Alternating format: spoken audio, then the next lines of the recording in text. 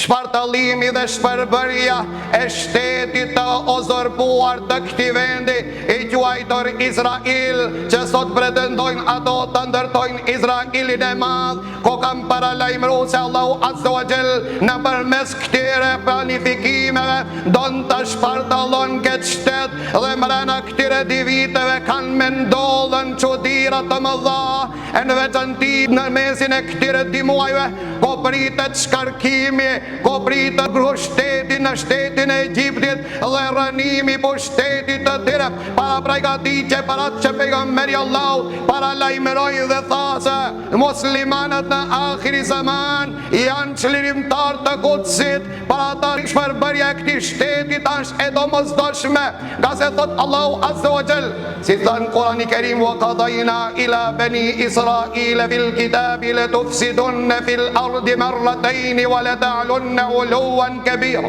Allahu ka përzaktuar për bani Israilët se kanë me bën diç rregullime në tokë dhe kanë me qeveriske me këto rregullime, kanë me bën mizori dhe padrejtësinë si përfaqen e tokës. Dhe thash në hitbën e kaluar se kjo përputhet me rregullimin e çifutëve që e bojnë në kohën bashkëkohore.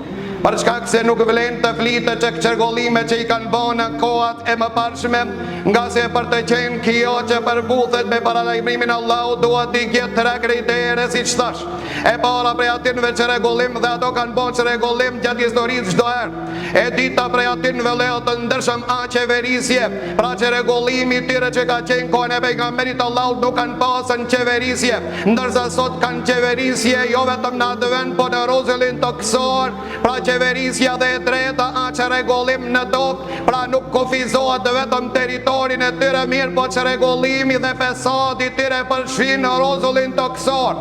Dhe këtë kriza ekonomike që ne përjetojmë, që shejtan lëkat të cilët ndodhin si përfaqen e tokës, pas tyre vëllezër të ndershëm janë çifutët, pa ata Allahu Azza wa Jall paralajmëron dhe paralajmërimi është i çuditshëm, ku thot Allahu Azza wa Jall, fa idha jaa wa'du ulahuma ba'athna alaykum ibadan lana uli ba'sin shadid. Kur të vjen caktimi Allahut i shpërbërjes së shtetit të tyre, thot Allahu Azza wa Jall, do t'i dërgojmë disa rob modest ndaj Zotit të tyre.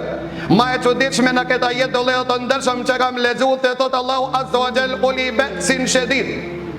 Dhe nuk thot Allahu Azza wa Jall uli quwwatin shadid. Nuk thot Allahu do t'i qoj disa rob të fuqishëm, mirë po thot Allahu do t'i qoj disa rob guximtar të rima.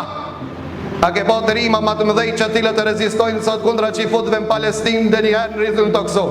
Njerës ka morë mirë po guximtar, thot Allahu Azza wa Jall, ba'athna alejhim ibadan lana uli ba'sin shadid fajazu khilal ad-diya.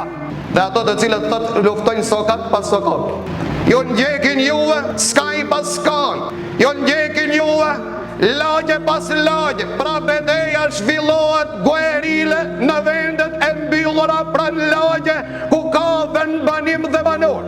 Ka nuk e përshkur në vetëm Kurani Kerim. Pra të lejo të ndërshëm përgëzohë nga se ka ardhur koha ku Allahu Azza wa Jall nuk e ban Allahu Azza wa Jall ordin e tij, vetëm se duhet të shkatërrohet, dhe Allahu Azza wa Jall tregon Kurani Kerim se kjo nuk ndodh fitoria në dorën e tradhtarëve. Allahu nuk mja mundson tradhtarëve që të ngallënjej. Mirë, Allahu i sprovon që të dallon Allahu Azza wa Jall njerëz të sinqertë dhe tradhtarë. Që dallon Allahu Azza wa Jall kush meriton fitoren dhe kush është ai i cili nuk e meriton fitoren. Pra kjo ndodhia shpërbërjes së këtij shteti, ani se pretendojnë vëllezër të ndershëm se ne kemi me kriju shtetin e madh. Wa yamkuruna wa yamkurullah wallahu khairul makirin. Këta të bëjnë kurthe, mirë po kurthet e Allahut janë më të mëdha se kurthet e tyre.